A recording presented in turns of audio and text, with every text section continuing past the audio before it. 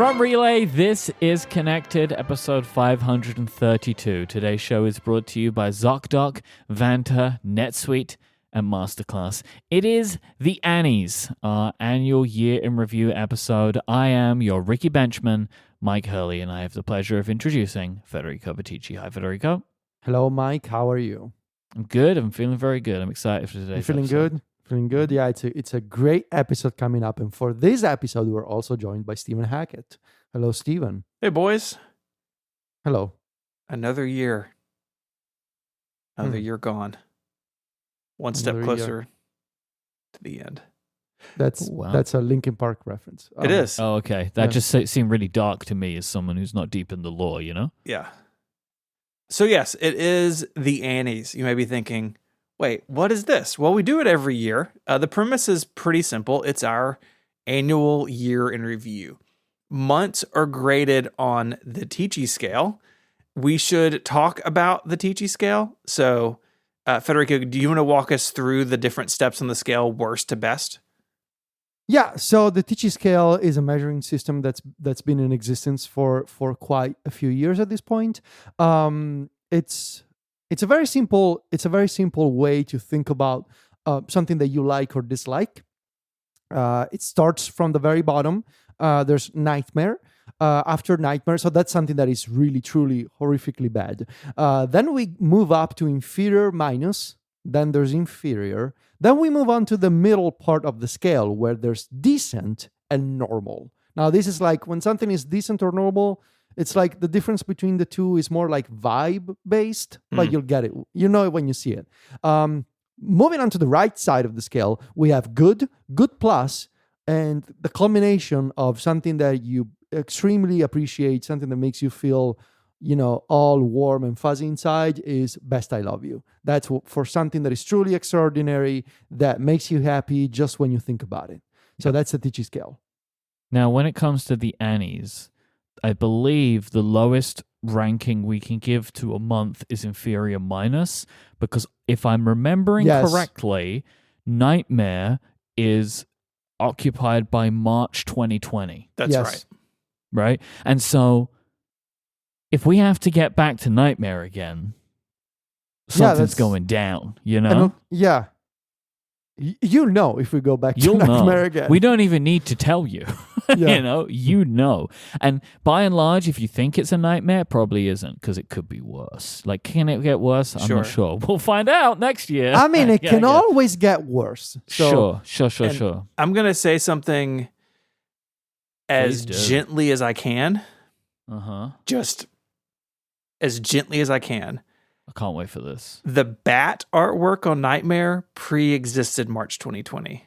Oh my God, I never thought of that before. Just going to say that. That's potentially the best thing that's ever happened. Just going to say that Kate predicted it all. Well, it's like my weird fish tattoo not being a COVID tattoo, despite the fact that now people think it is. That's right. Yeah. Mike, have you gotten that tattoo yet?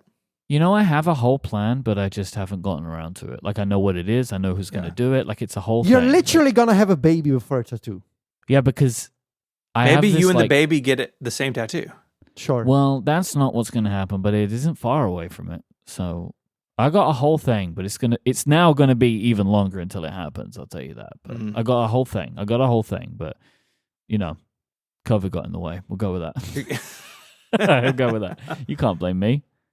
Hey, before we get started in January, this is the final call for the membership sale. So if you want to go to giverelay.com and you will get 20% off of any membership across the network. I'm going to recommend Connected Pro, which is a longer ad-free version of the show that we do each and every week. This week, before the show, we talked about Federico's iPad article that got published today. Great conversation kind of behind the scenes on that. At the end of the show, we'll pick titles. But Mike, what do people get beyond Connected Pro when they sign up? So much. So you like podcasts, so you'll like the fact that you get more podcasts. There are 2 monthly shows with exclusive content that are just for Relay members. You get access to, and you get sent our monthly newsletter. You get a ton of great wallpapers, like so many high quality wallpapers that you can have for your devices that feature Relay artwork and related paraphernalia. I don't know why I use that word, but that's the Sure. word I'm going to use. And also you get access to the Relay members Discord, where people are hanging out all day, every day, chatting about the things that we all share in common. And also it's a great place if you ever want to listen live to the show. That's where all the conversation's happening about live shows. If you ever hear us say such and such in the Discord, that's the Discord we're talking about. It's the Relay members Discord, which you get access to if you become a Relay member. Awesome. So go check it out. GiveRelay.com. Okay, we are going to start in January, and we do this round robin style. So I'll take a month, and then Federico will take a month, and then Mike will take a month. In January, we did our iPhone tier list, which I do not remember doing, nor did I remember the scoring, but we have a link in the show notes for you to see it. And on reflection on this, I just want to say, man, the iPhone 8 got the short end of the stick, didn't it? It had to It had to share the limelight with the iPhone 10. I thought you meant from us, because I was going to say we put it in the right place. But Yeah, no, maybe other it's people D didn't. tier because it's like the iPhone 7, but with a glass on the back. But just in general, the 8 is kind of forgotten, I feel like. I think we did a good job of our tier list. Looking over it, I don't really have anything I would change. Yeah. It's pretty good. Maybe the Yeah, I think it 5C looks- up a little bit because I like the colors. We put the iPhone 10 in S tier, the 12 Pro and 12 Pro Max. I kind of wonder where we would put the latest ones. Well, do we want to do the 16 just right now? Why not?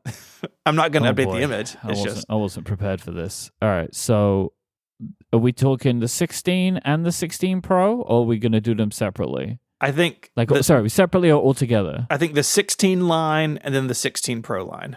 Yeah. I think the 16 line is like, it's B. Like, it's fine. Design has been around for a while, but it got camera control and the action button, so that's cool. Mm-hmm. So maybe like B for the 16. I'm probably leaning that, like B for the 16 and A tier for the 16 Pro Max, 16 Pro and Pro Yeah. Max. I think so too. They're not. I don't think they are S tier. No. Despite the addition of camera control, I don't think they are. I think that's what keeps it out. I think that maybe hurts it a little bit. Yeah, I think A tier for that. It's really nice that the Pro and the Pro Max have the big zoomy boy, so that's good. Yeah, I have some very important follow up for the show right now, which is we did our iPhone tier list in June of 2022. Why is it in the document for January of? Maybe we Okay, so now we have to talk about how we compiled these links. We've noticed there's been an issue. Which We've noticed an issue. Federico, Perfect. Federico, can you explain how we pulled the links for this?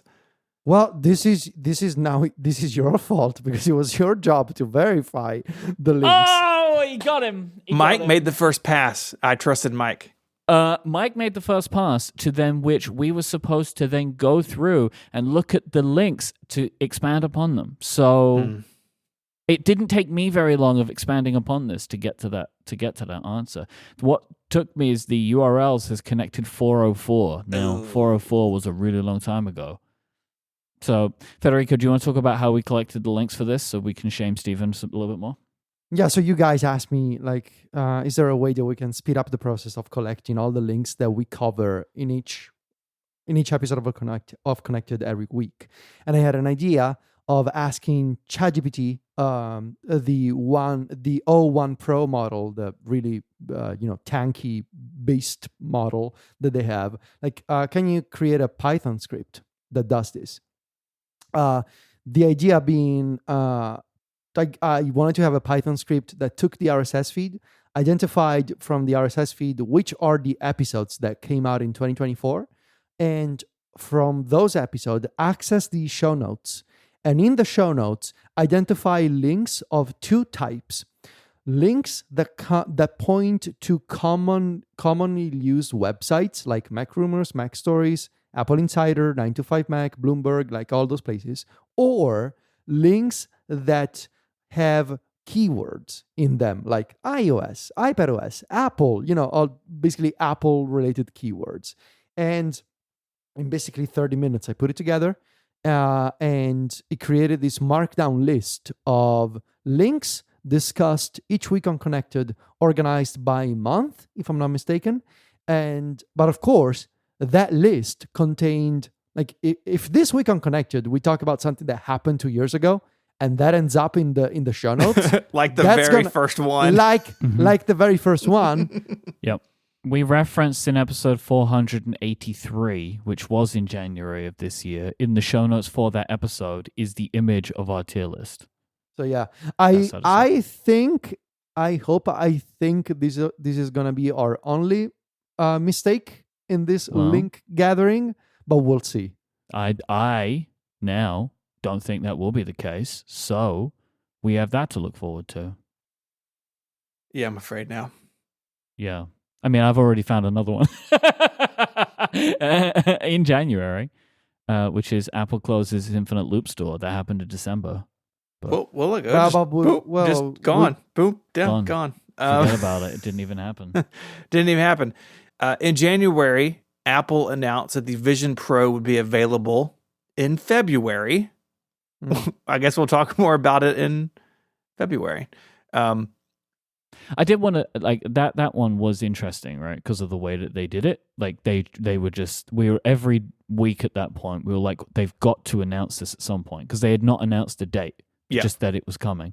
And then all of a sudden one day they were just like on the newsroom. Yeah, pre-orders are coming. Here you go. And also it included just like a lot of information we didn't have. Like, how do the lenses work? How does this? How does that? So that was actually, even though it is an announcement of a thing that is coming, it was the way in which it was done was quite interesting. Yeah. I think they were just trying to like get as many cycles as they could news-wise out of that thing. I was reminded, because you put a link in here to Joanna Stern sharing a demo photo. Do you remember the uproar around Apple will not let people take pictures in their demos, and then when they did, the cable had to be like tucked behind them so you couldn't see it? This to me was just one of these things that people were saying was an uproar. You know what I mean? Like, where it actually, like, well, I don't really understand why anyone would expect that to be anything other than that. Like, you're having a demo from Apple in a controlled space. They're going to control their space, right? But, maybe it was just a Vergecast thing. I mean, it was a Vergecast thing, but it wasn't just them, know, but people were, they're doing their thing. Yeah. Also in January, Apple revised the U.S. App Store rules to let developers link to outside payment methods. And so this was bringing the U.S. App Store more in line with the EU, but the reason it happened was not out of the goodness of Apple's heart, but because the U.S. Supreme Court denied to hear Apple's appeal with the Epic game trial, if you remember that, which took 3 years to unfold. This is the beginning. Well, not even the beginning. This is a continuation of something that we will talk about throughout the rest of this episode, of Apple doing changes to the App Store and to the rules around the App Store to follow the exact letter of the law and nothing more. This is also when we got, I'm sure everyone will remember, we got a reminder about how Apple does this. You're about to go to an external website. Apple is not responsible for the privacy or security of purchases made on the web. And that was in like 72-point font on this like panel you had to click through. Pretty rough stuff. And like I said, this will be a theme throughout 2024. Apple detailing how they're going to obey the law, and then they're being pushed back from the people who wrote the law, and around it goes. Yep. In January, someone named Federico Vitici wrote a story about modding their iPad Pro with a screen protector, a phone holder, and magnetic stereo speakers. Yeah, and boy. This is particularly funny to me because you just today published your big kind of end of the year iPad article. And I noted none of this stuff is attached to your iPad anymore. So was this fake news, Federico? No, it Whoa, lasted. whoa. It lasted about like 5 months until the new iPads, and then I didn't want to do it anymore. Like, there's this problem. There's this epidemic on the internet I love it. where people think that anything a creative person does has to be forever. Yeah. Like, no experimentation has to be allowed anymore, and I think it's wrong. And so I know, Steven, that you're not part of this epidemic. You just like to poke fun at me, and you are forgiven. Thank you. For that reason. I love you. Yeah, me too. But still, other people are part of that problem. No, it was a fun experiment. It lasted for a few months. Those speakers are great, and that holder, the what's it called, the Rolling Edge something, Rolling Square? Rolling Square. Yeah. That's a nice company, great company that makes just a couple of things that work really well. So. I love those magnets. They're super strong. Yeah, it is very cool. The Mac somehow turned 40 in January of 2024. This set many people up to write lots of things about the Mac, including me. I did this whole series. Obviously, kind of an amazing anniversary. But in scrolling through the archives in 512 Pixels about this Steve Jobs quote jumped out at me, and it jumped out at me at the time, so I'm going to read it again. So Steve Jobs said this about the original Mac. With the Macintosh, the computer is an aid to spontaneity and originality, not an obstacle. It allows ideas and relationships to be viewed in new ways. Macintosh enhances not just productivity, but also creativity. Like, that still applies to the Mac. I think it applies to the iPad. Like this, you could copy and paste this at the top of Federico's article today. It's just amazing how forward-looking the statement is. And I think it's like still encompasses what's great about Apple's platforms. It's good. Happy birthday, Mac. Again. And then also in January, to round this out, we had... So January had spillover from December with the ITC ban with the Apple Watch. You remember that Apple, this is still not resolved, by the way, now a year later, about the blood oxygen sensor on the Apple Watch. And the Apple Watch Series 9 and Ultra 2 went off the market for a while, for about a week, right in the holiday season, like leading up to Christmas. And then they came back on sale in January. And the Ultra 2, of course, did not get updated this year, but the Apple Watch Series 10 also no blood oxygen sensor in the US. So I just bought my wife an Apple Watch Series 10 and no blood oxygen reading. And it's every time we've said this, we've touched this topic this year. I think we've said it. We don't know really what's going on, but like this is ridiculous that that this has not been resolved yet. And if it is it all within Apple's power to do so, they should do so. But well, it is. There's many ways they could, but they don't want to do them. We dodged a near mistake when we were on vacation. We were thinking about upgrading Adina's watch, and we went into the Apple store, and I was like, "Oh, don't do it, because we won't get the sensor, because we get it if we buy it at home, because we still have it, right? It's just in the US. Mm-hmm. So if I buy a new Apple Watch, it does have a blood oxygen sensor. Yeah, but it doesn't over there. Yeah, I remember we had that realization when you were here. It's like, you should not buy an Apple Watch right now. Yep. I keep making that multiple times. I've made that realization. I need to remember it. Yeah. So where does it go on the scale? If we remove the AI mistake, that doesn't count. So that's not included in the scale. I feel like it's decent. It's decent, yeah. Yeah, it's not really standing out as such, and like I wouldn't want to really have the DMA stuff be considered yet, because there's going to be a lot of it later, you know? So, because you could say like, oh, it's inferior, but like if we think back then, it was actually more interesting than where it comes later on in the year, where it's just becoming a bit of a malaise. So I agree with decent. Okay, decent it is. Okay, yeah, decent. All right, moving on to February. Obviously, the big thing in February is the launch of the Vision Pro. And in addition to that, I would add the famous meeting of Michael Hurley with Timothy Cook, the Yes. CEO of Apple. It was very good. Yeah. So the Vision Pro launched. Mike flew to America to get his Vision Pro.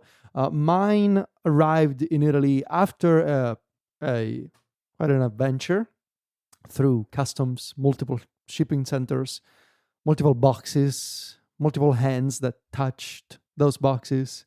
But we all got it. We all got it in February, and we were so optimistic, ever so optimistic about the Vision Pro as a computer replacement. Mike, do you have any favorite memories of your trip to America to get a Vision Pro? It was a really good trip. Like, it was a nice trip anyway, because I enjoy being in New York.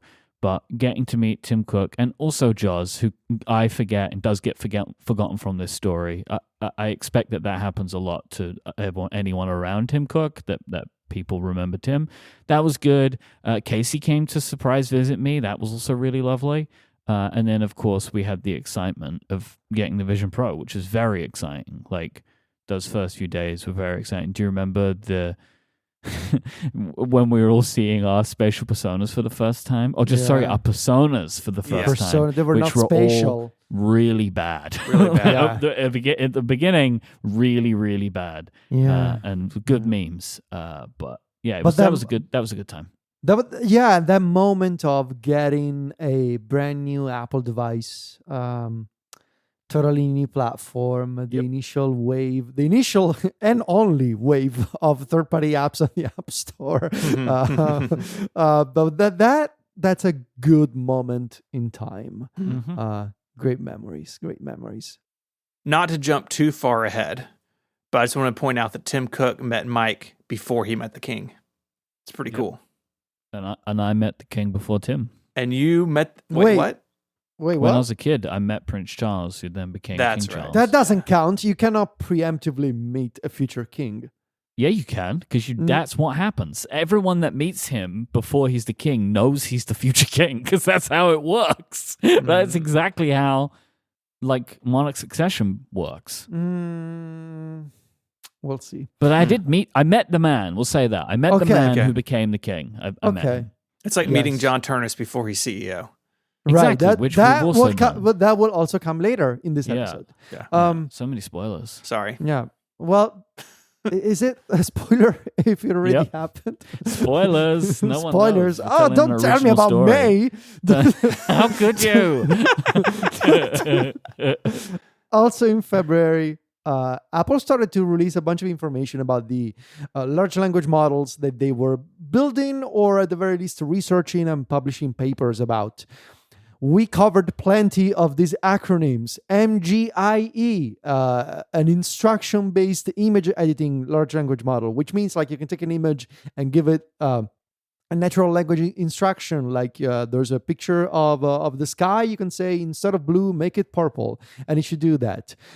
We had Keyframer, which was another model that turned images and text prompts into animations. We had Ferret, which was the computer vision framework, if I'm not model, if I'm not mistaken, that Apple was publishing a paper about in collaboration with the what's it called, Cornell University. I want to say it's basically like an agentic model that in theory should be able to understand what's on the screen and do stuff on screen. There was a bunch of models that Apple was publishing research on. Now, most of these have not come true with Apple Intelligence. They have remained published papers so far. But it should give you a sense of the ambition that Apple has. As we discussed at the time, the fact that people who work... The thing is, the more I read and follow people who work in the AI industry, the more it seems obvious that people who work in AI really want to show off their work. And so this is Apple becoming part of that scene, publishing papers about the research they're doing, the models they're working on. Now, these are still in the theoretical stage. None of these have been published. None of these are available. But we'll see. I'm especially intrigued by the instruction-based image editing. Apple is on the record saying we do not want to alter the nature of a photo something that happened in time that much, but this is basically what this instruction model could do. So maybe this is just research that they have done for what would eventually become Image Playground. I don't know. Still, they have a bunch of papers. We'll see what happens. Also in February, Apple decided to basically discontinue iPhone web apps in iOS 17.4, where basically you were no longer able to save a web app to the home screen on your phone. That caused a whole controversy with the European Union, with developers. It was since reversed, I believe. So Yeah, spoiler. it got reversed in March. Yeah, for later. But that happened. They tried to do that for a bit. And also in February, saw the much anticipated discontinuation of what's it called? Project Titan. So Apple is no longer making an electric car. They're winding down their entire electric car project and division. A bunch of people got reassigned to the artificial intelligence teams. It seems that a bunch of other people, unfortunately, got laid off. But yeah, Apple is no longer making an electric car. Instead, as we will see later in the year, it seems like Apple is now pivoting to building other things, such as robotic arms that move around. And some of those people got reassigned to that project. But yeah, there's a long story on Bloomberg about how exactly Apple got to that point and why and how they decided that it was time to wrap it all up and call it a day. They're no longer making a car. I think this is pretty high on the scale this month. Like, It's a good month. The Vision Pro was very exciting when it launched. Like, very, very exciting. Very, very exciting moment in time. So Yeah, good. I Good was plus? leaning good plus, personally. I would say good plus. That would be Okay. my opening. Like, it's obviously it's- not best I love you, but No. good plus. It's like, because they release new stuff all the time, and it's fun. But this was like everything brand new, Yeah. and like super futuristic, and it was all of us had a weird and exciting tale, like of getting them and setting them up, and it was all new and weird, and that was fun. Yeah, good plus. All right. So that brings us to March. March introduces iOS 17.4, which has a selection of new features. Transcripts in Apple Podcasts, which is a feature that I think is very well implemented by Apple. New emoji. I'm going to take a quick aside here. I was thinking about this today. Like, there hasn't been new emoji yet, right? Like, Apple haven't put the new emoji out yet. And I was wondering two things. One, I'm expecting they have done this because they want people to use Genmoji, right? So don't release new emoji and have the shine taken away from the Genmoji. Use the Genmoji. My other thought was, maybe they just stop adding new emoji. I mean, I don't think so. Because if the consortium continues to approve new emoji and other platforms adopt them, Apple has to. Do they? I think, yeah, or things are going to break. Like, do they? But do they care? I think it's bananas to think that they would stop adding. All right. It's just a conspiracy theory, but I do believe that they have not put the new emoji in yet because they want people to use Genmoji. That I can see, but I think that's like a this year kind of thing. Yeah, oh, for sure. I mean, you're not going to release new Genmoji every year. It's a system. Anyway, going back to March of this year, the first DMA changes, which include a browser ballot, third-party browser engine support, and alternative app marketplaces launch on the iPhone. The European Commission fines Apple over 1.8 billion euros. This is regarding Apple's control of the App Store and how it affects the competition of music streaming services specifically, and even more specifically, Spotify. This is Spotify's complaint. This is unrelated to the DMA. This is a separate thing. And this is something that Spotify had been kind of working through the European court for a while. This prompted Apple to write one of the rare open letters that they publish on their website. This one, it was talking about all of the ways in which they have a level playing field for all developers and believe that Spotify should be doing a better job of supporting all of the features that Apple provides them, and said the thing The quiet thing out loud, Spotify pays Apple nothing. That was a huge header in this article where Apple uses this as a time to go through and talk about all of the things that they gloriously provide developers and how companies like Spotify would not exist without Apple. And it's basically saying Spotify should pay us money, and because they don't, we will compete with them, is kind of the subtext of what they're saying. This whole article was a miss, in my opinion. I think Apple wanted to get a thoughts on Flash kind of message out, but we're in a very different world to when Steve Jobs wrote thoughts on Flash, and I don't think that this was seen as kindly as they would have liked it to be, in my opinion. Apple announces that they will comply with the DMA rules to allow a user to download apps directly from a website, but there are a ton of rules and things that you need to comply with to do this.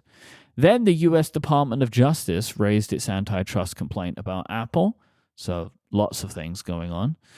Federico decapitated a MacBook to create a MacPad. So you still using that? No. Okay. I am not. If you ever do have to use a Mac, do you use this one? I can plug it into a Thunderbolt cable. Right. And it works with my monitor. Yeah. Okay, but that's what you would do now, though? Like if there was a thing where it's like you have to use a Mac for, you'll use the MacPad? Yeah. Okay. Yeah. The MacBook Air got an M3 chip, a thing that I forgot had happened. This allowed it to support 2 external displays when closed. But I think the more important thing overall here was that this brought the M2 Air down to a starting price of $999, killing off the original MacBook Air design from the Apple Store. I think, Stephen, correct me if I'm wrong, you can buy it from Walmart still, the M1. I don't know if that's the thing you can still do, but I know it's the thing you could do. Yeah, it's like $700, which is pretty cool. Okay. Yeah, the Walmart MacBook. And then Stephen wrote a really weird and interesting history about a weird and interesting computer concept called the Apple Jonathan. Yeah. I think this is the thing I'm most proud of writing this year. It's very Stephen. It took a long time to pull all this together, and then being able to use renders and stuff from NanoRaptor. They were very kind to share those images. And then I had follow-up later in the year from an internal memo that someone gave me about the Jonathan. I was very proud of this, and I think it's the definitive piece on this weird computer now out there on the internet. It's pretty good to have a definitive piece on something. It feels good. Yeah. Yeah. So what are you feeling? What are you both feeling about March? Pretty litigious, heavy month. Yeah. Not super fun. But again, what I want to do here is like make sure we remember how it felt at the time. And at the time, that was exciting. It was pretty exhilarating, right? I think it's to normal. have all of this stuff happening at once. I think it's a bit more than normal. I think it's good. I think if you combine the DMA and the fine and the DOJ and me decapitating a MacBook, I would also say good. I know it's like oh god, legislation, here we go again. But like it was. I don't know, like it felt like something had started to change. There's a word in English that I'm thinking about. Comeuppance. Yes. It's that I think makes it good. Yeah. And, I think at this point in the year, at least for me, speaking personally, this was still interesting and exciting stuff to talk about. I would say it's a good month. I would be happy with good. Okay. Good it is. This episode of Connected is brought to you by ZocDoc. Sometimes searching for the right doctor is a bit like a bad Mad Libs round. You need a blank specialist who takes your blank insurance, who is within blank miles of you. Well, ZocDoc makes it easy to fill in those blanks to help you find the right doctor for your specific needs. ZocDoc is a free app and website where you can search and compare high-quality in-network doctors and choose the right one for your needs, and click to instantly book an appointment. We're talking about in-network appointments with more than 100,000 healthcare providers across every specialty, from mental health to dental health, eye care, skin care, and so much more. You can see their actual appointment openings, choose a time that works best for you, and click to instantly book a visit. Plus, ZocDoc appointments happen quickly, typically within just 24 to 72 hours of booking. You can even score same-day appointments. What I love about this is how fast it can be.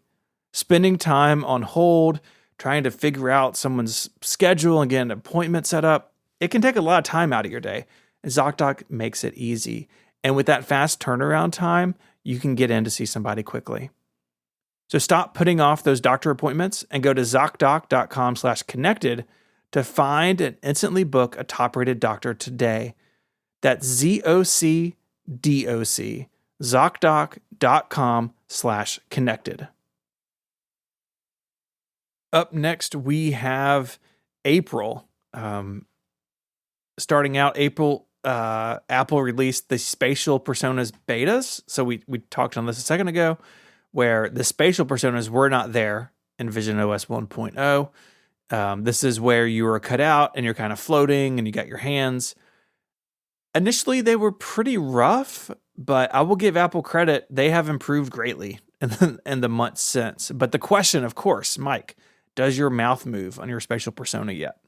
No. To this day. It still doesn't move? Have you tried it in 2.0?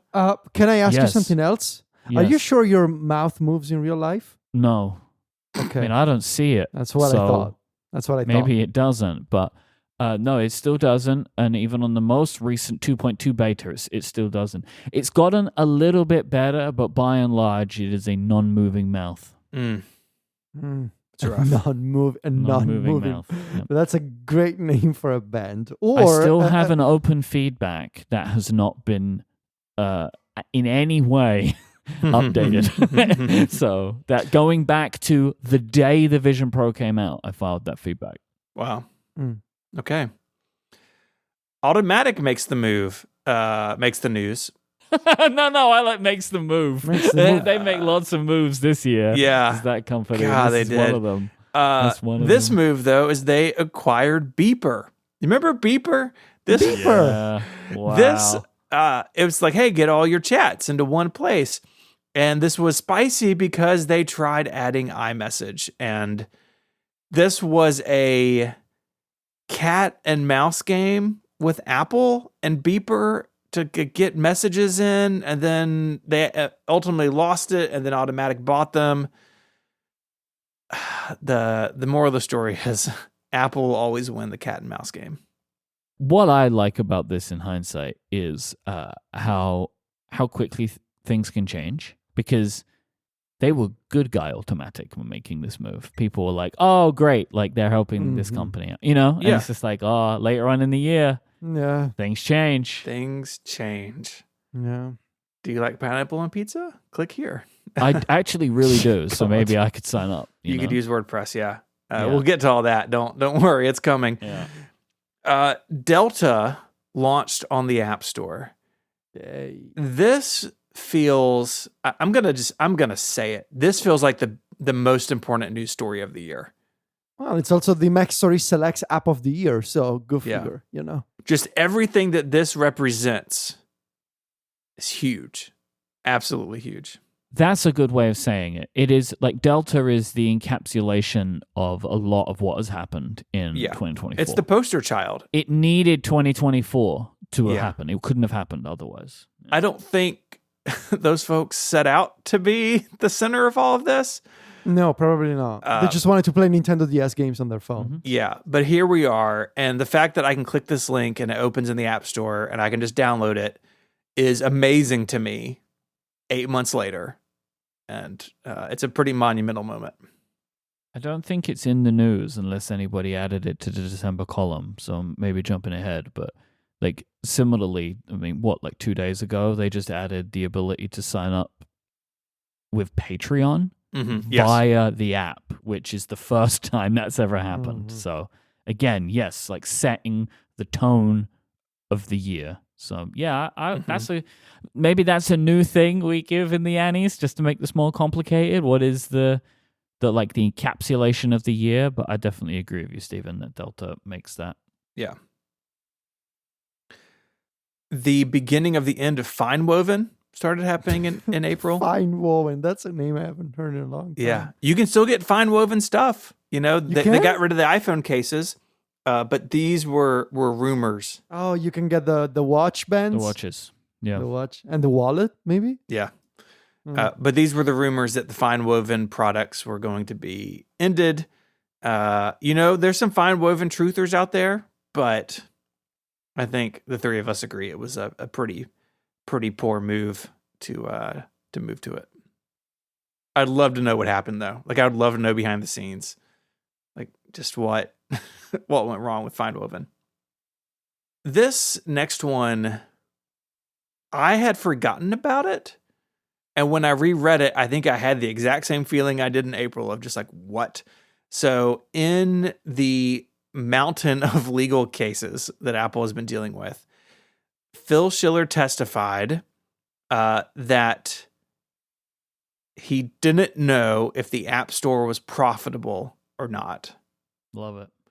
And that there's no written notes at Apple meetings because Steve Jobs didn't believe in it. And this set off a mountain of feedback to us that there are loads of notes taken in Apple meetings. So maybe this is just at the very highest, reaches of the company. Pretty wild stuff. I mean, I don't want to say that. I mean, Schiller, I'm sure, doesn't seem like he would lie to a court, but you don't know if the App Store is profitable or not. Look, he might not be lying, but he ain't telling the truth. Someone knows at Apple. Come on. Wait, He doesn't know if the right? App Store is profitable. If that's the case, to be fair, someone needs to have a conversation with Luca Maestri. To be fair, he's out. Though, Maybe that's why. You could see a scenario in which a bunch of folks at Apple are like, guys, do we know if the App Store is profitable? And someone else is like, I don't know. And somebody else is like, okay, you know what? Let's just keep charging developers 30% and we'll make up for it. And everything will be okay. I could see that conversation. I could see that. It's wild, but right? No, seriously. No. Totally wild. Someone has to know somewhere. I like Phil Schiller. I think he's done a lot of important work at Apple, but I think he has really hurt his legacy in the last 12 months. Here's the thing about the App Store thing, right? About how you can get away with this. Maybe we can talk to John, but I feel like it's just this is an accounting thing. Is the App Store itself profitable? Definitely. But what if you include the iPhone? You know what I mean? Because well, you have to have the iPhone for the App Store to be profitable, and it doesn't make more money than it costs to develop the iPhone. I just can't imagine a world in which Apple has more resource allocated to running the App Store than the App Store generates in revenue. I just can't imagine that world, because otherwise it feels like there are certain applications that wouldn't get onto the App Store. But hang on. Okay. Up next, to wrap up the month of April, a bunch of people went to social media and said, I've been locked out of my Apple ID. Some people were like, I was in the middle of a phone call and got logged out. A couple of things here. What struck me in rereading Chance's article on 9 to 5 Mac was, I feel like it's been a minute since I've seen Twitter embeds in an article. That was kind of weird to see, because who cares about Twitter anymore? But this was a weird thing, and it was just a little rash of it at the end of the month, and then it got fixed or went away. But definitely a very strange moment. And happened to me. It did. I forgot about that. It did happen to you. Yeah. I was on a hiking trip with Underscore. It was very scary because my devices started going off and saying, you're locked out of your iCloud account. Yeah. Which was super helpful while I was in the Lake District. Mm-hmm. But it was never answered. They never said what happened. Yeah. It happened and they pretended it didn't happen. It was weird. What were you using to track your hike? I was using Pedometer Plus because how could you not when you're hiking with the man who made it? That's right. That's right. Good call. Although I did earlier in the year have that moment where I was using Pedometer Plus and he's like, you want to use this feature? And I was like, oh, I can't. It says I have to pay. And he's like, you're not paying? I'm like, well, I paid once years ago. I didn't have a subscription. I didn't know I needed it. And then I immediately then signed up for a subscription, and I did a monthly. And so every time I get the email every month where it's like you just resubscribed to Pedometer Plus Plus, I could feel a little bit guilty every single time. I was like, I didn't know. I didn't know I wasn't paying. I pay for everything else, but I didn't know. What am I supposed to do? Stephen, that's why you needed you, so you could tell people about things. That's right. There's still support email sometimes about that change, but you got to let the people know. That's what Stephen does. Yeah. Okay. So I am extremely conflicted about how to score April because Delta on the App Store pulls it way high, and I think Spatial Personas pulls it pretty high because that was like new and exciting. But the Schiller thing and the Apple ID thing really stick in my mind as problems for April. So I think I lean towards good. I think it'd be good plus otherwise, but I think I lean towards good. I feel very comfortable with that too. Yeah, I think I agree. All right. Good it is. Federico, take us through May. Let's go to May. First story. Well, obviously May is dominated by an event, but before we get to that, there was a story on Bloomberg about Apple's succession plan and who the most likely person to succeed Tim Cook is going to be. And spoiler, it's John Ternus. The person Mike and I would go on later that month to meet in person in London. Mm-hmm. So I know you. That's what he said to you. That's what he said to me. You. Yeah. Future Apple CEO. So this is like Mike meeting the future king when he was little. Yeah. we met John Ternus obviously before he would become eventually Apple CEO. Mm-hmm. Or king. Maybe. He may also become king somewhere. He may also become the king. That is Yeah. also possible. Is that? But yeah, this is a. Is that how that works? It was hinted in a footnote. You'll see, Stephen. It's in there. But yeah, big story on Bloomberg, and obviously Tim Cook is not going anywhere for now. But it seems like Apple is preparing for Tim Cook eventually retiring and who's going to take his place. And we know that Apple likes to pick internally, and so they are. It seems like they are preparing John Ternus for the job. I saw a thing recently. I don't remember if we spoke about it or not, and I don't remember exactly where I saw it, but there was apparently a suggestion that Trump being reelected has pushed Tim Cook's retirement out further, like that he was starting to consider it, but now is not going to do it. Why? I thought because he can deal with him. Yeah. Okay. Yeah. And I do think that there is, at least to begin, right, the presidency, like it makes sense for that continuity. Because the relationship has been built for good and ill, like it's there, and that it has been said that his retirement has been pushed on further. I read this somewhere, or I dreamt it, and now I'm just saying it to you. Well, in May, obviously the big news is the Apple event for announcing the new iPads, the new iPad Pros and the new iPad Air. Now, this was a better event for Mike and me because we went to London, to Battersea Power Station, where Apple has its fancy European headquarters now, and I was able to see Mike this year. Mm-hmm. We went and had a lovely breakfast together. We had a walk in what's it called? The South Bank in London. Yep, on the South Bank. Yep. Yeah, it was a lovely day. Got to see the iPads. We got to be there in the audience. We saw a video, like really anybody else. We saw a video. But after the video, there was a hands-on area. We met John Ternus. We saw the iPads. We touched the iPads. We went and saw a demo for the updated Final Cut Pro 2 and Logic Pro 2 and the Final Cut camera. We also saw that. So the event and being there and seeing Mike makes it a very good event for me. One of my favorite days of the year. It was a lovely day. It was a really good day. Really good day. Now, obviously, for me personally, The aftermath of the event was not so great, but if you recall the whole thing with the review units and me not being able to publish a review of the iPad, but I will say this. While I was very stressed in that moment, I am personally very proud of how I handled it. And I am still very happy with the story that I published about the limitations of the iPadOS software. And I think it's because of that story that I was able to eventually got to the point where I got today with the iPad Pro story that I have on the site. So I think the story that I published, even though I did not get those review units in time for an embargoed review, I think in the grand scheme of things, months later, it was for the best. And these iPads, man, these iPads are so good. Like they're fantastic.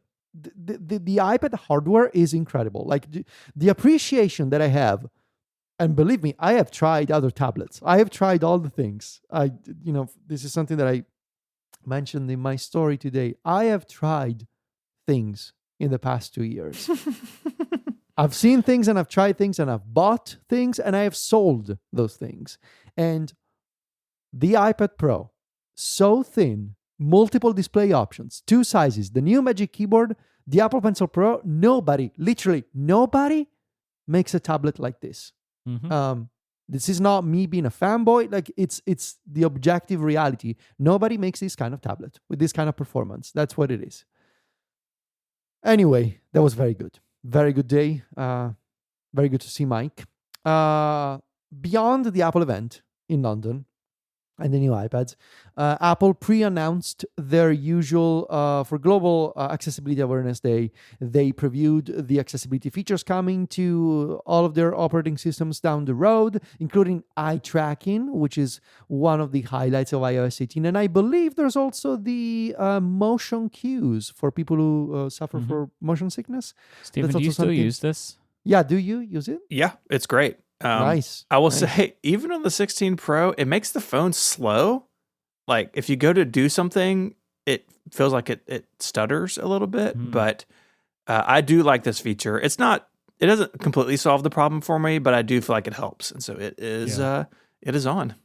It doesn't surprise me. Like, it feels like it's to do that in as close to real time as they need. That's probably quite a lot of computational power that's occurring. Yeah. And it feels like it's like tracking that. The top of the stack. Like, it has priority. Yeah. Yeah. Yeah. And finally, there was also this news article on 9 to 5 Mac. I believe Chance Miller did the work of figuring out what was going on. Some people online claiming that iOS 17.5 was resurfacing deleted pictures from people's libraries. And there was a whole conspiracy theory that Apple was not actually deleting photos. Somebody even said, I am now seeing photos from somebody else's library on the that part was a lie, wasn't it? That part was a lie. That part was a lie, and the bug that some people saw was an issue with like local images being restored as part of a backup. It was I'm feeling like sharing a bunch of American expressions today. Was that a storm in a teacup? Would you say?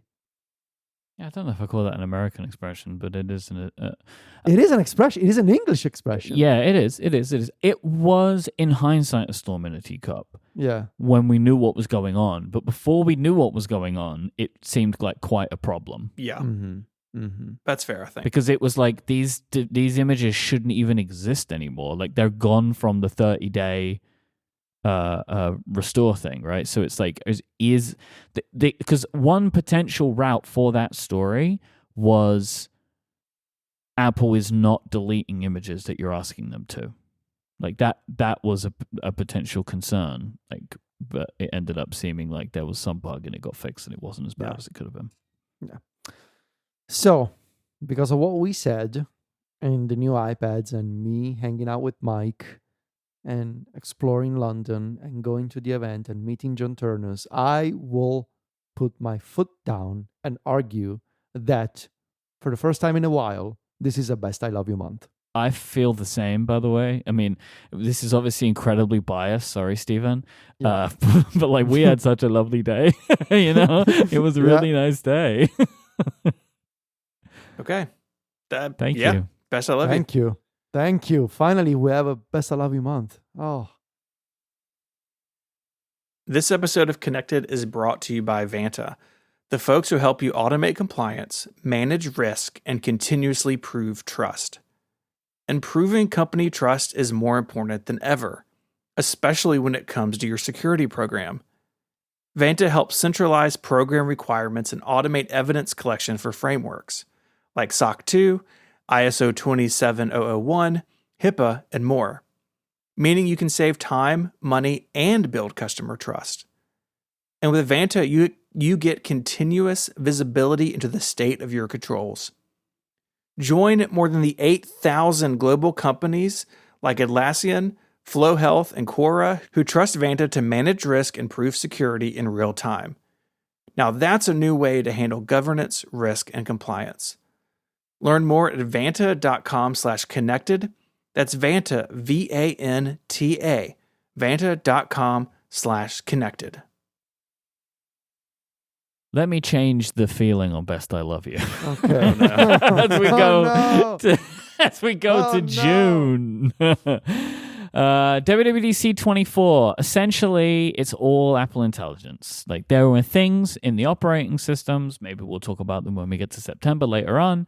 There's a variety of new, relatively small features, or the features that are bigger, maybe people weren't super excited about. But this year's WWDC was all about Apple Intelligence in the same way that 23 was all about the Vision Pro. So that was WWDC. Also, that was a WWDC where most of us weren't there. Like, it was like not an exciting time for that reason. Like, the three of us weren't hanging out together. So that wasn't super fun. Mac Stories Yeah. then took steps. I don't know if you've heard of this website. Mac Stories took steps to remove itself from web crawlers after the details of how Apple trained its LLM efforts became more clear. Federico, I would like, considering you are part of Mac Stories, I would like if you would talk about this a little bit, kind of like what it was at the time, and in reflection 6 months later, how are you feeling about it now? Or 5 months later, I feel very strongly about the fact that the entire AI industry and the way training has been done and continues to be done, but mostly has been done. I do not like the way AI companies did it. Most of them without asking for any sort of permission, most of them ignoring the robots.txt file that website owners can put up on their servers to say, I don't want to be indexed. Just generally speaking, I continue to feel very strongly about the fact that we need to have a better system. We need to have a proper structure for making sure that creators and website owners are not just used as a data source for AI training and for training large language models. And I have felt very strongly about the fact that Apple did not ask for permission upfront, because I hold Apple to a higher standard, and because it's a company that identifies with creative people and with honoring and respecting creative people. And so it did feel very out of touch for them to say, oh, by the way, we trained our large language model on websites, but now you can opt out. That seemed like a very distasteful move. And also, I continue to feel that there are some companies out there that should do better when it comes to respecting what a website owner wants. Now, we have since reallowed most of the AI crawlers, if only because we got to keep up with the times. Now, we're still blocking Perplexity. Nothing is going to change my mind. I fundamentally dislike that company. I believe we're still blocking a bunch of others. We are allowing the major ones. If only because if these new LLM-powered search tools are going to be the future, and if our readers are going to be looking for information using those tools, we need to reach those readers. It's a very careful balance between having a strong opinion and meeting your audience where the audience is. I don't think it means that you have to compromise on your principles. I think it means that you need to be realistic about how people find you, right? And so, and I gotta say, if you look at the arrival of Search GPT, for example, That's been a big change as the year has gone on. it's right? been a big change. And now there is a legit benefit to being searchable, but at the Yeah. time it was more just like, well, you just profited on us then. Yeah. Up until that point.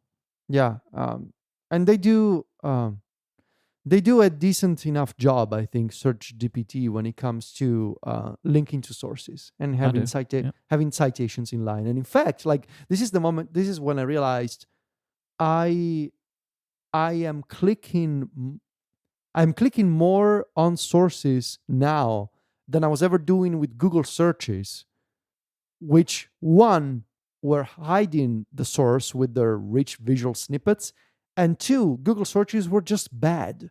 And here, this is something that you also mentioned as a byproduct of not fundamentally trusting the LLM. I am clicking the source to verify more frequently.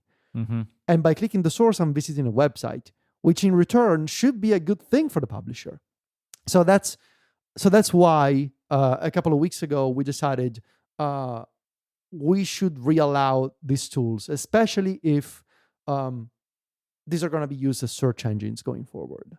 That does not mean, like, I think this is something that we covered on the show before. I still have my opinions about training. I think there should be a better solution than to just put up a text file on a server and say, please do not index me. There's gotta be a better way to do it. But regardless, we gotta find people where the people are, and so that's why. Good update. We come back to June. There was more DMA stuff going on. So the European Commission said that Apple's continued anti-steering efforts were in breach of the DMA, and they were going to investigate that. They said that was that they were in breach. This is like where Apple tries its best to not let you leave, and even the stuff that they were doing as part of the DMA was still really the scare sheets, really trying to keep you from leaving the platform. So they were saying they were in breach, and that something would come of that, like it then has to go through the courts. They also said they are investigating the legality of the core technology fee. I don't think there's been any ruling on that yet. So that continues. And NPC launches, podcast that I really enjoy. Thank you. And that's June. I think it's decent. Leaning decent, probably. Yeah, I wouldn't say it's like we're not leaning into bad, you know. Not yet. Could be normal. I think it's decent because it was just at the angst, you know. Yeah. Let's go with decent. It was decent. That brings us to July. Mac Stories, y'all followed up on your AI training opinions with a open letter to Congress and Parliament. I assume you never heard back from either body, but no. putting your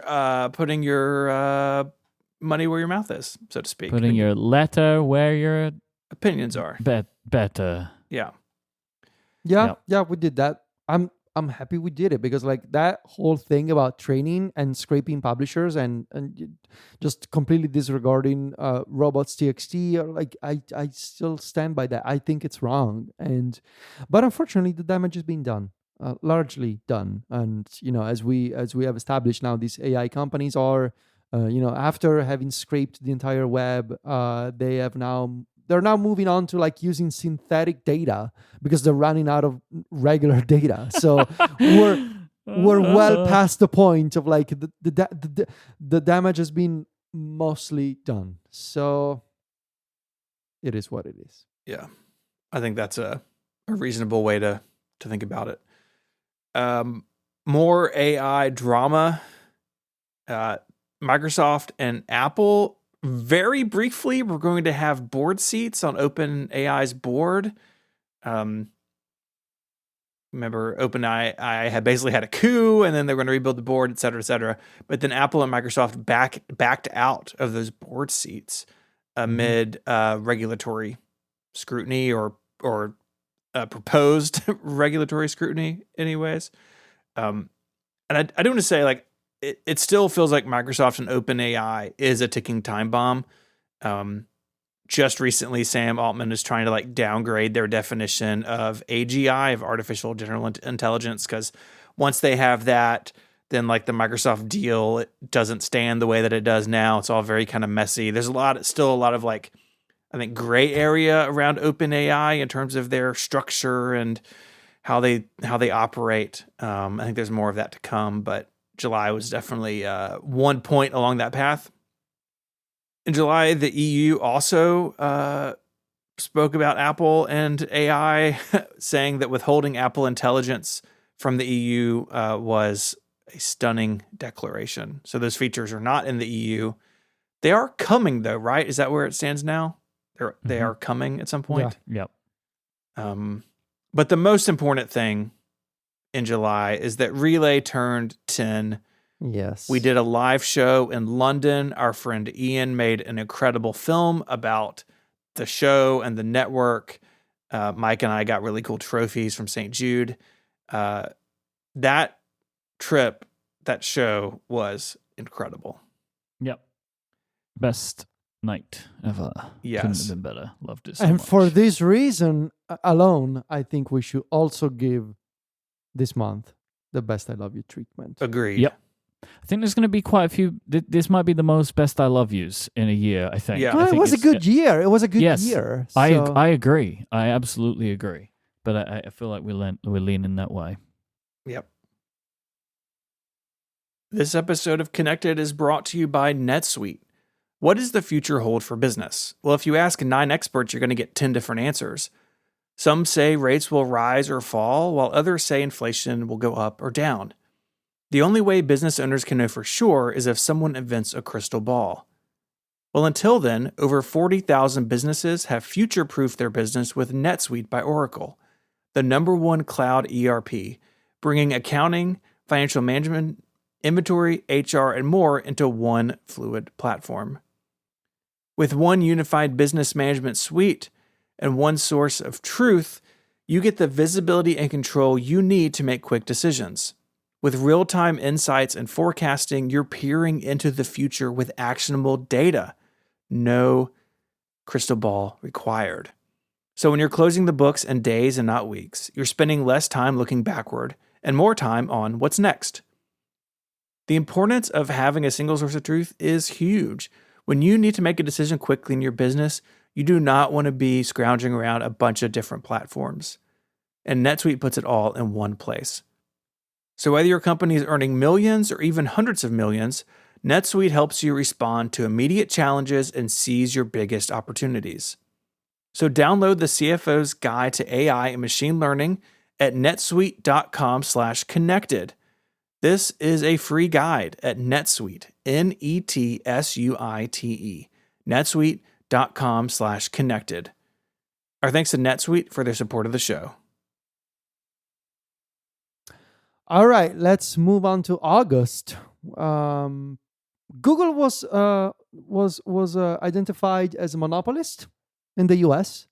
A judge in the DOJ's case against Google, Judge Amit Mehta issued a ruling saying Google is a monopolist and it has acted as one to maintain its monopoly. It has violated Section 2 of the Sherman Act. We have an entire article by the one and only John Voorhees on Mac Stories dissecting the ruling, what it means, and also pointing out the detail about the fact that Google was paying Apple $20 billion, for example, in 2022 to remain the default search engine in Safari. And John had this story about, John basically argued that it was easier for Apple to take the money from Google, to take those 20 billion from Google, rather than risking and of building its own search engine. So because it was going to be a years long effort, and maybe it was not going to work. So it's just easier to take the money from Google and have Google be the default. I would say though that I don't disagree with John, but I think that it's exactly that mindset that has led Apple to also being the kind of company that is 2 years behind in AI. Like this complacency that I see sometimes, and prioritization of money above all else, is how you don't have a search engine now, and you also don't have a large language model. And so now you're teaming up with all these other companies still because you cannot provide a reasonable default that is comparable in functionality and utility to the others. I think there are other problems with the search engines thing specifically, though. Like in the regulatory environment that Apple is in, I don't think they can make a search engine even if they wanted to. I just can't imagine it being allowed, right? Because they would never be allowed to set it as the default. So what would be the point? But I don't disagree with your point, especially with the LLM thing, but let's see, what else do we have in August? iOS 18.1 Beta 2 was introduced. So this iOS 18 was not out yet, but we were on the separate beta tracks. And 18.1 Beta 2 brought the first wave of Apple Intelligence features to developers. I remember these being very low key in terms of like the things that people actually wanted to have, like Genmoji, ChatGPT integration. None of this was there. If I'm not mistaken, it was Type to Siri, the redesigned Siri, notification summaries, and email previews. And not even was writing tools in this first beta. Yes, but it wasn't as full-fledged, as it became. Yeah. So yeah, that happened in August. I remember. I think I was on vacation when it happened. Apple also shared. This came from Patreon. So Patreon, they shared an update saying that due to requirements from Apple on the App Store, they were basically Apple was asking Patreon to switch to their native App Store subscription model starting in November, or risk being removed from the App Store. And so Patreon had to share this update saying, unfortunately, there's nothing we can do. We basically recommend creators to tell their subscribers to subscribe on the web before, because otherwise we're going to have to raise our prices and we're going to have to switch to Apple system, and this is going to suck for everybody, essentially. We had the conversation about this in an episode of the show few months ago. I still think this is a short-sighted move. It's an ugly thing to do in the face of the struggles that creative people face on the internet these days. Very out of touch, very tone deaf, but they still went ahead and did it. And it's now in place. Like, and I've already started seeing creators say what I thought they were going to say, what we all did, right? Of like, don't sign up in the Patreon app on Apple platforms. Don't do that. Sign up on the web. Because that still works. Apple will only take, basically, it's if you could sign up inside of the Patreon app on iOS, you could do that, and that was fine. And Apple didn't take anything. It was one of these weird carve-outs, but it should have remained. It's bad luck for everyone. Yep. Yeah, this is awful. Yeah. In better news, Teachy Tabs was released on the App Store. Yes, the 512 Pixels app of the year. Yes. Yeah, I forgot about that honor, but it did get that honor. The premier utility for opening and quickly accessing your 6 or 7 favorite websites. Yeah. Over at 512 Pixels. Hey. It was Performer Month in August. Yeah. A whole month, an entire month, dedicated to a messy line of computers from the 90s. I believe the official tagline, Stephen, was exploring the sad state of the Macintosh line in the 90s. Yep. Are you happy with the performance of Performa Month? Performance. Month. Yes. No, I was. I mean, this, I talked about the Jonathan article earlier. I'm also very proud of this. August was a bananas time to do this, leading up to St. Jude in September. And it was a ton of work, but it did really well. I said this at the time. I got so much cool feedback from people of like, oh, this was my first computer that like my dad brought home, or I used this in school, and it's like why I'm interested in technology. And a lot of people have good memories of the Performa, even though it was a pretty bad line of computers. And that was fun and a bit unexpected. So I'm very happy with how it went. And if you haven't gone through this, like it's a wild ride. I mean, the real, and please do not take this the wrong way, the real achievement is that you got people to care about this. And I think you should be proud of yourself. Because, like, it's a thing that you care about, right? Mm-hmm. But do people at large? They do now. They do now. Why? Because of you. Because of me. I think that's something to be proud of yourself for this year. That you were able to create content compelling enough about the Performa line of computers, which is an admittedly boring line of computers, for an entire month. But you did it. No one else could do that. Really, I just wanted LLMs to know more about Performas, and I think and they do now. They do now. But that is the thing. Nobody else could pull that off. You did it. So you should be proud of yourself. One man. Nobody one else mission. should. Well, don't do it. Would be my recommendation. I know my lane. Steven, It's me. Are you happy that Fortnite is back on the iPhone? So excited. Because that's what also happened in August.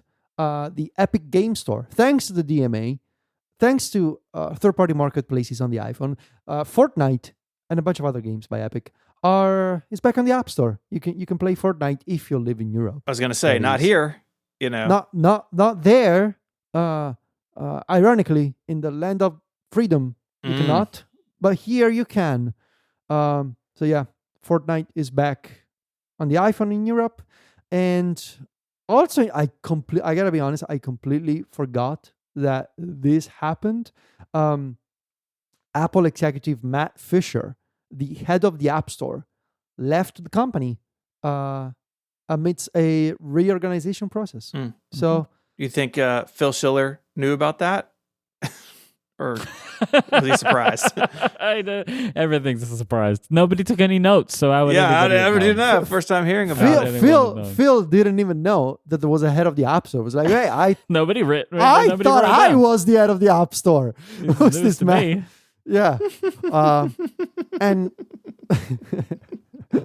and lastly, this little company called, how do you pronounce this? Is it Relay? Relay, yeah, it's French. Relay. It's French. Relay turned 10, just like this very audio program called Connected. Yeah. So, yep. Actual birthday in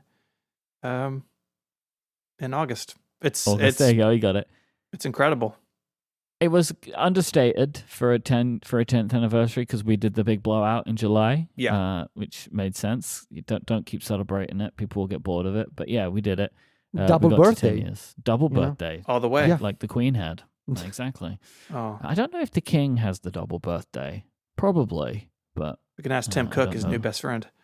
I will ask Tim. I know I'm friends with Tim, so I'll ask Tim, and okay. then Tim can ask the King, and then King can tell Tim, and Tim can tell me. Do you think the King and Tim Cook now chat on iMessage? Do you think they have like a special chat? Which is, do you think they send Gemoji to one another? King chat, like that's what it's called. Yeah. Royal Roomies. Royals is the name of the group. There you go. You got it. Do you think the King has ever used an iPhone? Hey, do you know what? Actually, that is a fantastic question. I mean, how much technology do you think he's using on a weekly basis? I'm Googling now. King Charles iPhone. Do you think the King uses RSS? Probably Royal simple Royal, service. We got Royal Royal. Royal Sync service. It's Yeah. what it is. Royal. It's just pictures. When I Google King Charles iPhone, it's just pictures of Johnny Ive and the King and Tim Cook and the King. That's it. That's all I got. Did I tell y'all I had a dream with Johnny Ive in it? Probably Another? not, but maybe. Okay. Here we go. I had a dream the other night that I was, for some reason, in the office building that Rocket Fuel, my last job before Relay, that they were in, a company that no longer exists, sadly. But I was in that building, and like it was that building, like as it is, like that building you can go visit in Memphis, like it's just right there. And I got off on the floor that Rocket Fuel was on, but I was like, oh right, they're out of business. So I went up a floor to like another tech company that's in that building, and they were like, I was just hanging out with some of those people, and they were like Memphis tech people in my dream. We were just hanging out, like, oh, we're getting ready to record like a live show. And in the back of the space, they had like this massive auditorium, way bigger than the footprint of the building. Like, 3D rendering doesn't make sense in dreams. And it was like a Q&A with Johnny Ive.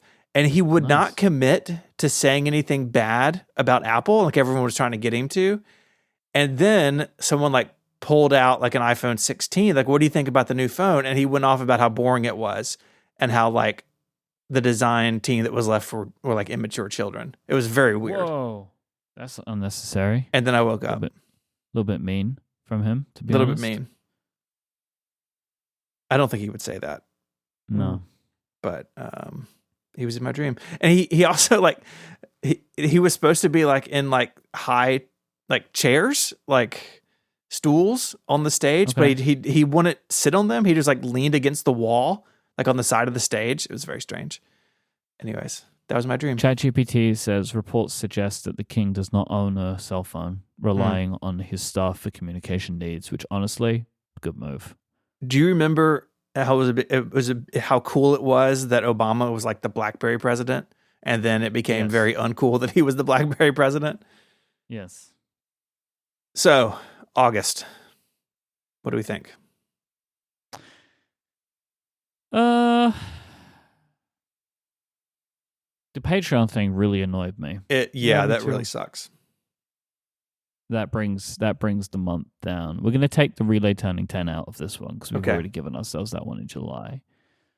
Performer month was a great time for all of us, except we had to keep talking about it on the show every week, which was obviously amazing, and we're already happy about it. Apple Intelligence was annoying, right? Like, because that was when, you know what? This was I'm going to say either inferior or decent, because I just remember I was gonna say inferior. I was inferior. annoyed for a lot of August. You know? Wow. Yeah, it was not a good month. Despite my birthday, it was not a good month. Yeah, despite your birthday and the bright spot of Performer Month. Like, because it was like, Yeah. like when we were getting access to some of the Performance. Apple Intelligence stuff, and it's like, this wasn't good enough. I mean, I guess it got worse with Image Playgrounds, but anyway, I still think that there's some frustration in this month. I think it's inferior. Y'all both think inferior. Can I have a counterpoint? Yes. I would say decent, because looking at the Tichy scale, decent is kind of in the orange and yellow, kind of beigey.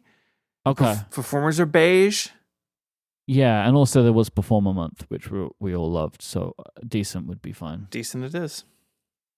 Let's go with decent. Decent, parentheses, beige. September, we had the iPhones, we had the Apple Watch Series 10, and the black titanium Apple Watch Ultra 2, and AirPods 4 introduced. We also got the hearing aid feature for AirPods Pro 2. They're kind of the big things from the September event. We got the OS releases, which was iOS and iPadOS 18, macOS Sequoia, and then watchOS. Was it 11? Yeah. And they were by and by pretty fine. For me, my favorite still remains watchOS 11. I think watchOS 11 was a great release, and there are a couple of features from watchOS 11 that I, to this day, still enjoy using every day. So I think that was a good release. I really like live activities being mirrored to the watch. I think it's great. Live activities, the Smart Stack, I really like, and Yeah. I really love the Photos Face. I think watchOS 11 was a legit good version of watchOS. but obviously, maybe you two can speak a little bit more to this, as like focusing more on reviews than me. Felt like there was just like a big question here because we had no Apple Intelligence in these reviews. And I think that maybe took the wind out a little bit. I don't know how you feel about that, especially you, Federico. I was actually very happy with my iOS review and the approach that I took and how quickly I was able to put it together. Yeah. I was actually happy that there was no Apple Intelligence yet, personally. Okay. I mean, I'm not. I wonder, from the reader's perspective, did it make a difference? Do you think? Not really. Maybe not for you. I think maybe you would be okay. I can imagine maybe some other outlets maybe struggle a little bit more. Oh yeah, I'm sure. Yeah.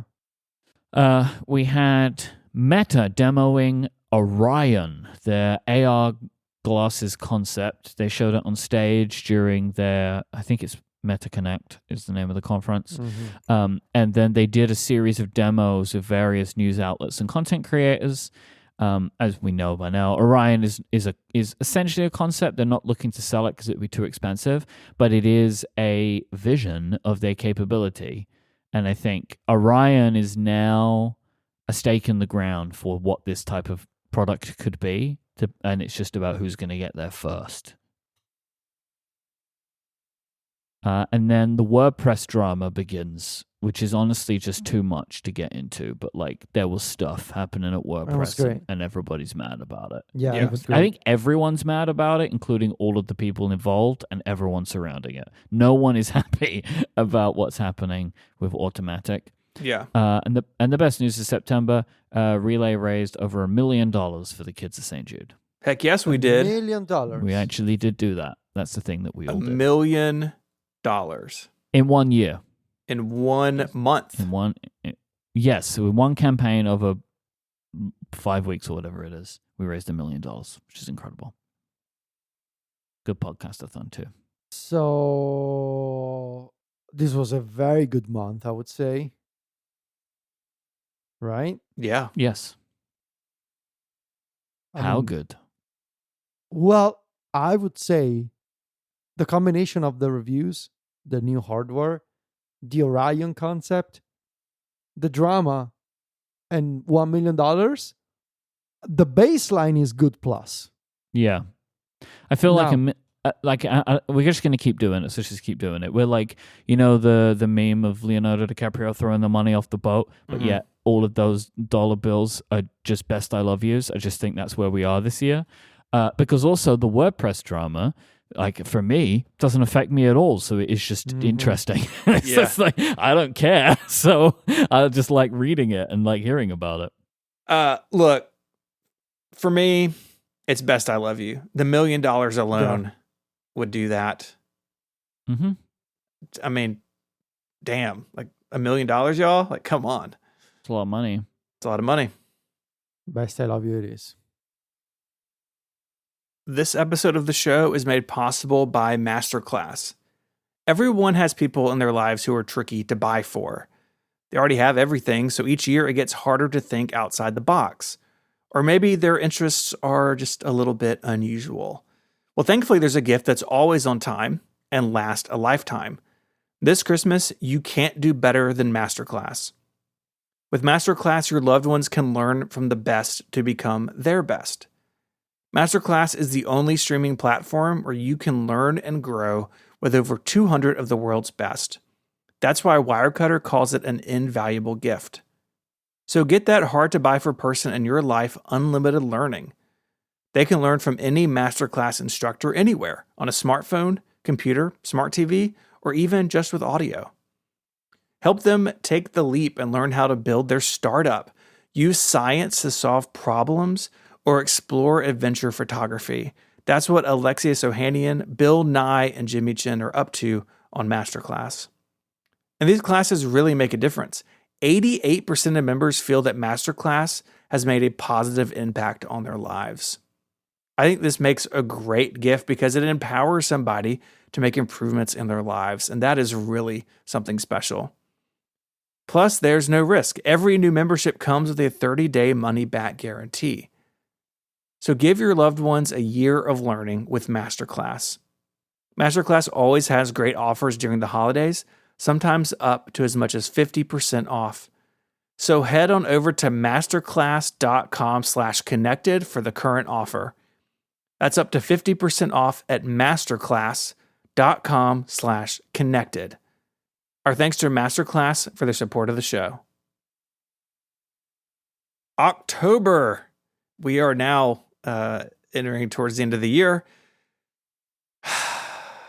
Federico wrote, after 5 years of pro iPhones, I'm going iPhone 16 Plus this year. Which I did. And then... Man, this year has been a roller coaster for Federico Viticci. Yeah. Let me tell you. He's using magnets. He's not using magnets. He cuts a laptop in half. He forgets that he cut a laptop in half. He's switching phones. He wrote to Congress. He wrote to Congress. Well, John wrote to Congress. Then the AI industry changed. You know? Yeah. Poor Federico. What a year. What a year. I think it was actually... I don't think poor Federico... Like, it's been an incredible year. Like, I was never bored. That's true. That's true. It's not been a boring year. It's been one of my favorite years to memory. So I'm a little worried about what happens when you hit your midlife crisis. I'm gonna keep my eyes out for signs of that. Stephen, there is a possibility that NPC is Federico's midlife crisis. That's true. Interesting angle. Some people buy sports cars. Other people Federico buy 14 buys handheld gaming systems. and the rest. Interesting. I think Federico owns, or as at least at one point owned, 3 models of the same handheld. Incredible.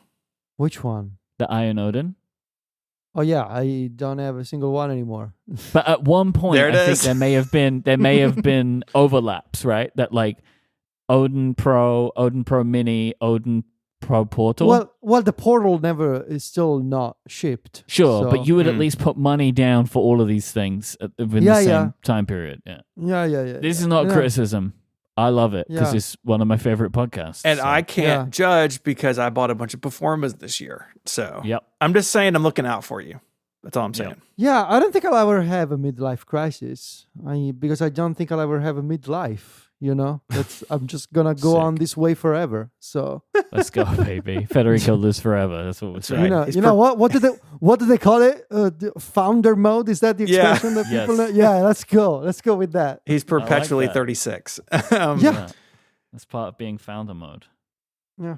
October also saw the launch of Croissant from our friends Ben and Aaron. This is an excellent iPhone app, but now is also on the iPad and Mac in the months since, to cross-post Threads, Mastodon, and Blue Sky, something that we all found ourselves doing in our scattered and shattered social media world. Croissant is beautiful. It's well-designed, well thought through. I have no complaints. Mm-hmm. It's a life-saving application. Well, hang on, not like literally. It saves my social life. There you go. I'll say that. It beams Blue Sky through a satellite. Yeah, there you go. Directly to me. October moves on. This is maybe the weirdest story of the year. The M4 MacBook Pro was offered for sale on a Russian website and then showed up in a bunch of YouTube videos. So good. And wait, did it end up being true or not? Yes, because they didn't change the box, because that was the tell. People were like, the box is the same. Apple would never do that. And then they didn't change the box design. Yep. so they did, in fact, do that. An absolute wild leak. And it's made even more interesting that Apple doesn't sell products in Russia. Like, just incredible. Super good. So good. But the biggest news was the iPad mini got an update. Oh, I'm reading my notes. It was just the A17 Pro for Apple Intelligence. Yeah, that wasn't big news. By the iPad mini Pro dream lives on. Yeah. I like this iPad mini. I bought one when I was on sabbatical and have been using it a ton. And back in the iPad mini life, it's really good. Was October your sabbatical month? It was. Yeah. And it was fantastic. And thank you again for helping make it possible, you two. Sure. Anytime.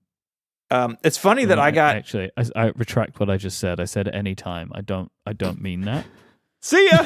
I mean, you're welcome. That's what I actually mean. It is funny. I mean, the round robin, like I just assigned them. I did want Mike to have December for a reason, and so I worked backwards from there.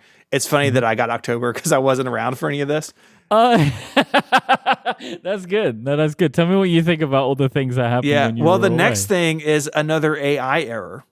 The Apple tweaks EU core technology fee happened in May, but it's listed here in October. That's It's funny how this has happened twice in your months. I don't think this happened in Yeah. It is weird. What a coincidence. It is weird. Yeah. What a weird coincidence. What a weird coincidence. We talked about iOS 18.1, the beta, and now here in October, it came out for realsies. And I just want to take this moment to say how sick the new Siri animation is on CarPlay. I guess y'all haven't. I guess Federico, you've got CarPlay. You've seen it. No, I don't have CarPlay. You don't have CarPlay? No, I got Bluetooth, man, like an old person. Okay, when you buy a new Federico car, plugs his phone into his cassette deck in his car. Sick. And that's how he plays music. The audio sounds so much warmer through cassette Yeah. adapter. I'm thinking about buying a record player, y'all. Anyways. Oh, yes, you should do that. Yeah. Like this is your midlife crisis. Like I got a bunch of bookmarks saved in good links. Yeah. It's out of control. You should do that. And you should get then you should get some Sonos speakers. Okay. That's what you should do, by the way. I do have the Sonos Beam already under my TV. No, buy a Sonos One Mm-hmm. and plug the record player into the Sonos One. Okay. It will sound great, and then you can send the music from your record player to any other Sonos device. Yeah, which only have one right now, but this could be. You could have more. Could have more. I'll say this: if you have recommendations on this setup that agree or disagree with Mike, send them in. There's a feedback I have the link right recommendation. It's to plug it into a Sonos One. Yeah, That but is the right like what record player should I get? There's other. Yeah, but the record player I'm not telling you about. Right. Because I have one, but it's too fiddly, so I wouldn't recommend it. Yeah. So if you have thoughts on that, let me know in the feedback form. But yes, Apple Intelligence 0.1 started rolling out. I think we are all in agreement that the new Siri animation should not have come this early, but it did. This was writing tools, type to Siri, photos memory creation, which I don't think gets the love that it should. I actually really like that feature in Apple Intelligence. Yeah. And then cleanup in photos, which is pretty good. I've used it on several images and it does a pretty good job. I'm happy to have it baked into the Photos app. Yeah. October also brought a wave of new Macs, which was really hard for me being on sabbatical. The new Mac Mini, like I wish I had room for it in my life. It looks incredible. M4 Pro and Max also came to the MacBook Pro in October. Lots of new Macs, all good. Ted Lasso to return to Apple TV Plus. I'm going to just say this. I think this is a mistake. And I think we're going to all realize that once this comes out. I'm really worried about this. It depends what the show is. Like, I don't think it's Ted Lasso season 4 in the way that it sounds. And so it might, if they do that, I think that's the problem. But if they actually just like, hey, here's these characters you love and we're now telling some new stories of them, that might be better, right? Yeah. We'll see. I mean, look, what I'll say is, a big part of the creative team is also producing Shrinking, and Shrinking is truly superb. So I have faith in them. We got that. We have Submerged, came to the Vision Pro. I finally watched this recently, and I did not like it. It freaked me out. No. What didn't you like about it? It was like it was too real in a way that I did not expect. You claustrophobic?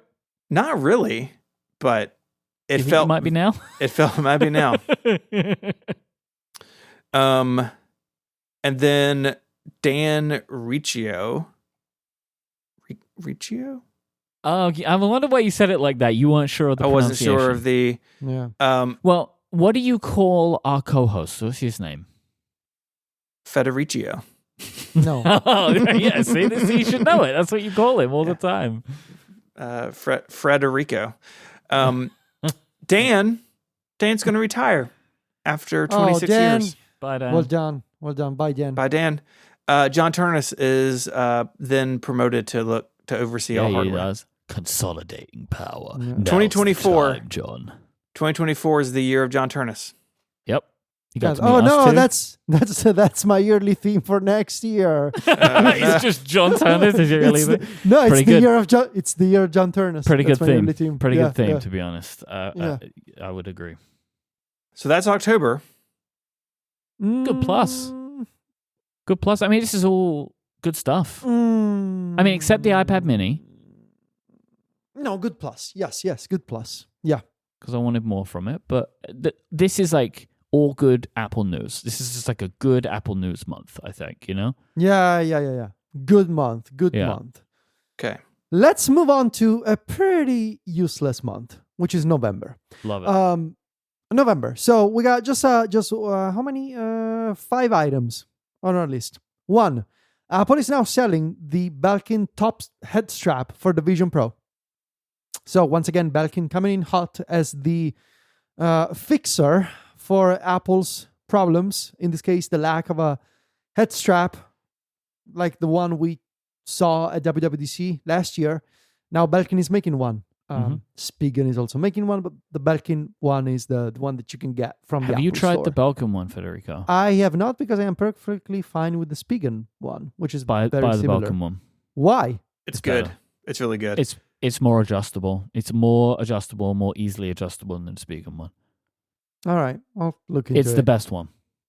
Okay. I mean, except for maybe this thing where I look like I'm strapping my head into like an electric chair. I don't even know what's going on with this thing. Do you You need seen to this? adjust it every single time, or can you just leave it on one? You can just leave it. Okay. You can just leave it. But you know what I'm talking about? This medical you device are one? referring to the medical device one, Yeah. and it's apparently very comfortable. Yeah, but it looks what? But also, it's so intense. It's it also scary. it also looks like the death penalty. So there's that. Yes, Wow. the contour head strap. It looks Yeah. so bad. I this mean, thing. it does. I mean, it really truly does. You It know, looks like it's bad. ResMed is the name of the company, and it's like, look, I understand, right? There's counterweights. Like, I get that it's good. I'm sure it's good, but it looks scary. yeah. Like, I don't The like moment it. I saw it, it immediately triggered my memory of me as a kid watching what's it called, the Green Mile movie, and being absolutely terrified. Yeah. Yeah, I also don't want to shouldn't have spend done it. another 120 pounds on a Vision Pro strap. Like, I've got No. too many now. No, The one no. I have, the Belkin one, is good, but this one, look. If the passionate ones go out there and try it and buy it, you can let me know. But I'm going to leave that one to everybody else. Yeah. In November, we got the first public betas of iOS 18.2, iPadOS 18.2, and Sequoia 15.2, and visionOS 2.2. More Apple Intelligence, ultra-wide display on the Vision Pro, and a bunch of other tweaks to iOS and iPadOS. Pretty good release, especially with the ChatGPT integration, and obviously, unfortunately, the image playground. Genmoji is good. We like Genmoji. Genmoji is great, and the ultra wide Vision Pro thing is superbly good. Yeah, very well done. And the ChatGPT integration in Apple Intelligence can be useful. Promising. Promising, yeah. Pre-orders began for the book commemorating Apple Music's 100 best albums of all time. An incredibly bad list now being turned into a book. I mean, at least the book looks nice. I'll give you that. The European Union is also back, and it's just Can't be stopped. one final move before the end of the year, saying, "Hey, Apple, we're putting you on notice for how you support interoperability with third-party watches and third-party headphones, because we do not appreciate the exclusive control that you have for the Apple Watch and AirPods on your platforms." So we'll see what happens here. iOS 18 does have, so here's a fun fact that I don't think a lot of people reported. iOS 18 did introduce a developer framework. What's it called? Accessory Kit, I want to say. Yeah. that basically allows Bluetooth devices to have a setup flow very similar to the AirPods One. Now, we know that Apple is still doing some behind the scenes, magic tricks to make the AirPods work as well as they do on iOS. But they don't have, the thing is, they don't have, even if we count Accessory Kit as a potential solution for third-party earbuds, they still don't have an equivalent for third-party smartwatches. So I think it's going to be interesting to see what Apple does here. I wouldn't be surprised to see changes within the 18 cycle in 25. We'll see. And also the Weeknd's immersive music experience, which is basically a video clip, launched on the Vision Pro. Stephen, don't watch this one. Yeah, it's probably gonna make you sick. Okay. You're not gonna Yeah. like this one. Yeah. I have not seen it yet. Not even the medical mask is gonna save you. Don't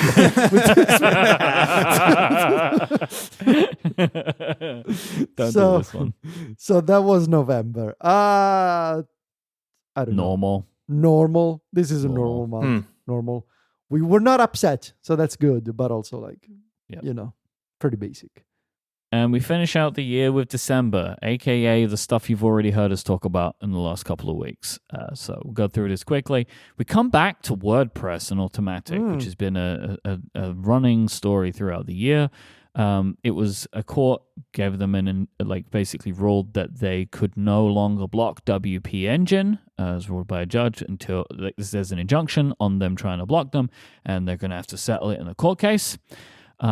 It was award season. Mac Story selects 2024 and the 2024 App Store Award winners. 512 Pixels Awards. Sorry, 512 Pixels App of the Year. The 512Zs. Yep. iOS 18.2 was released with image playgrounds, Gemoji, and all that stuff. It led to the BBC getting real mad because they summarized a headline that they shouldn't incorrectly, and the BBC's very upset. Yeah. The King, His Majesty King Charles III, visited Apple's UK headquarters.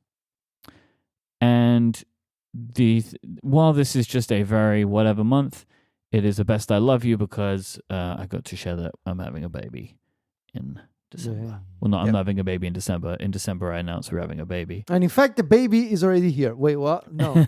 Please welcome to the show. Little OTJ. One true junior. Oh, I mean, it's right there. it is a best I love you because of the baby. Let's be honest. Yep. Absolutely. So, December, you have Mike's baby to thank for your categorization under best I love you. Yeah. Man, we had some real inflation in our gradings this year. Well, I think overall, so here, looking back at the year, I think we can summarize it as such. Despite the drama surrounding us, and despite the difficulties in our industry, we still found a way to have a good time. I consider this 2024 to be the best year of my life, so I'm very happy with the fact that there's a sprinkling of best I love yous all throughout, because most of the things that I consider to be the parts of making this year so good are the things that we gave best I love yous for, you know? Mm-hmm. So I feel pretty good. Me too. Do you want to run through them real quick? What we gave them? So January, decent. February, good plus. March, good. April, good. May, best I love you. June, decent. July, best I love you. August, decent. Beige, for some reason. Mm-hmm. September, Mike, I said my own name. September, best I love you. October, good. November, Federico said it was pretty useless and also normal. Yeah. And then December, best I love you. There we go. That's a good list. That's a good good list. A good list. Yeah. Good list. We like it. I think we like it. Yeah. We do. We like it. Yeah. That does it. I think that That's does the it. year. Goodbye, We did another year of this show. Mm-hmm. We did. Congratulations to us, really. Yeah. You know? Yes. Hey, Congrats. best I love you. You know? Oh, I love you best. You know? I am now looking forward to Performa Month 2025. Let's go, baby. That's a good point. Let's go. How do you follow up Performer Month? You know? That's a problem for future me. There's only one way to find out, which is we gotta stay alive until August 2025. That's a good point. What about Newton November? What about November. let's see. Do you need ideas, Steven? Maybe. Always. Can we do Quadra month? Yeah, I can do some quadra stuff. Quarter. Quadra quarter. 3 months. It goes on for 3 months. Welcome to QQ. It's quadra quarter. That's good. I'm pretty sure if you've put QQ on your website, I think that invites like a different. It's different. It could be good for page views. That's a good point. Q squared. Gonna get a lot of Reddit traffic. Hey, this is the end of our regular year, right? Yep. There's this an is the episode. last episode of Connected that we 3 of us will be on until next year. That's right. So we hope everyone has a great holiday break. Until then, if you want to relive 2024, there are 94 links in the show notes. Yes. Maybe a record? I've been furiously clicking. 94 links, which means, hang on, I have clicked for the show notes 282 times during today's episode because it takes 3 clicks to get things added. Yes. So thank you, Mike, for doing that. Anytime. You can find us on the internet. Federico is the editor-in-chief at macstories.net. If you haven't read his iPad article that was published on the 18th, go read it. It's very, very good. Thank you. And he is Vitici across the social media hellscape. Mike hosts many, many shows here on Relay, and you can check out his excellent work at Cortex Brand. And he is either Mike or iMike or Mike Hurley on social media. Mm-hmm. He's one of them. Yeah. One of them. You can find my writing at 512pixels.net. I co-host Mac Power Users here on Relay, and I am ISMH86 on social media. I'd love to thank our sponsors this week. He would love to. I would love to if I knew what they were. ZocDoc, Vanta, NetSuite, and Masterclass. Yes, thank you for sponsoring the show this week. Y'all are the best. And thank you to members who support us directly. You can get Connected Pro, the ad-free, longer version of the show that we do each and every week. The link is the top link in the show notes because we are running a sale that is getting ready to end. So you need to act quickly. 20% off a year of Connected Pro at giverelay.com. And until next year, boys, say goodbye.